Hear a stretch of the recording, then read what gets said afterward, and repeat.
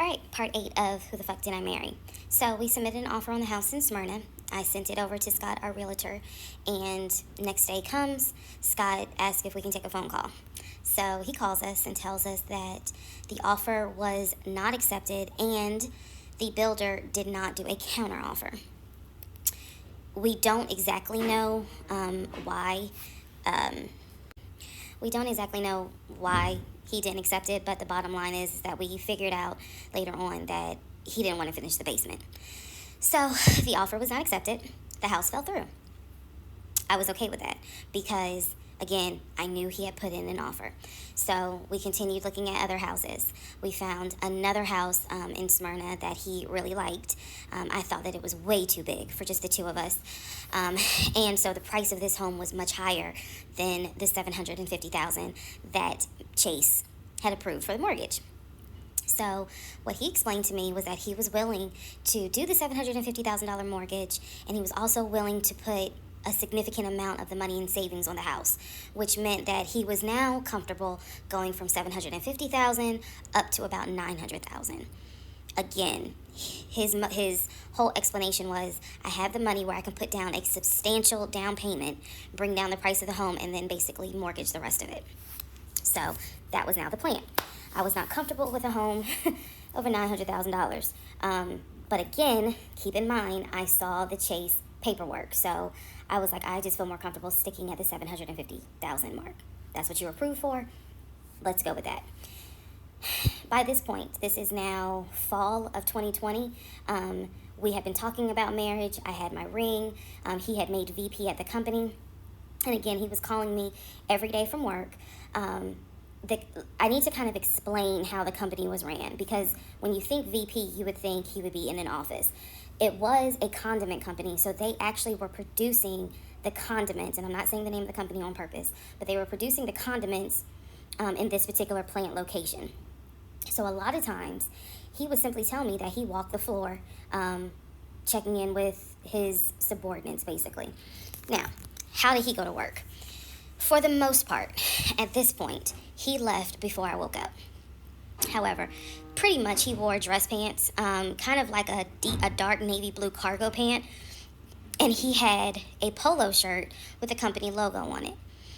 What I saw a lot of times is that he would not wear the polo shirt to work. He would wear like a company t-shirt. He would wear rubber sole shoes and the navy blue cargo pants. I didn't think it was a uniform, but it reminded me of what someone would wear when I worked at Amazon, if you're going to be doing manual labor. He didn't go to work sloppy looking at all, but it definitely was not suit and tie. Nowhere near suit and tie. It is fair to note that outside of work, he was a man who he loved to dress. He loved to wear the latest Jordans. He loved to collect watches. He collected a lot of Invicta watches. He loved to collect hats. He wore hats, baseball caps everywhere because he didn't like the shape of his head. So in terms of how he dressed casually, the man, he could dress.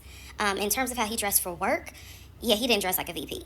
But his excuse was, I'm constantly walking the production floor, and I can't be in a suit and tie walking the production floor where they're creating the condiments that we're selling. So by this point, again, this is fall. We're still looking at houses. We're still touring houses as much as we can because it is COVID. We had found another house that we really liked and a house that I really, truly wanted to put an offer in on. This was now going to be the second house that we put an offer on. He put in the asking price, I believe, was about $700,000. He put in under asking an offer for about $650,000. I'm guessing, but I'll try to find the house and put it on the story. The reason that house fell through, we found out that the home was sitting on a septic tank. We found out that the septic tank had an issue, and it would have taken about $15,000 to $20,000 to fix the septic tank. The sellers were not willing to fix the septic tank. Personally, I didn't really care for the house that much. I'm the one who was like, I don't really want it. So even though we put an offer in, we had 24 hours where we could pull our offer back. And so we did. Once we found out, I believe it was in the disclosure. And if you're a realtor, please feel free to tell me if I'm using the wrong terminology. But I believe it was in the disclosure that they told us the septic tank needs to be replaced. That's when I was like, nah, I don't want that house. So we pulled out. The house fell through, and so I was fine with it because, again, I was heavily involved. I saw him sign the offer. I knew every step of what was going on. Our real estate agent, Scott, was amazing, but you will see when I get to it where he made a mistake as a real estate agent. So house number 2 fell through. We then moved on, saw a few more houses, and then we get to house number 3. I'm going to pause talking about the houses because now I need to introduce what happened with the cars. Stay tuned.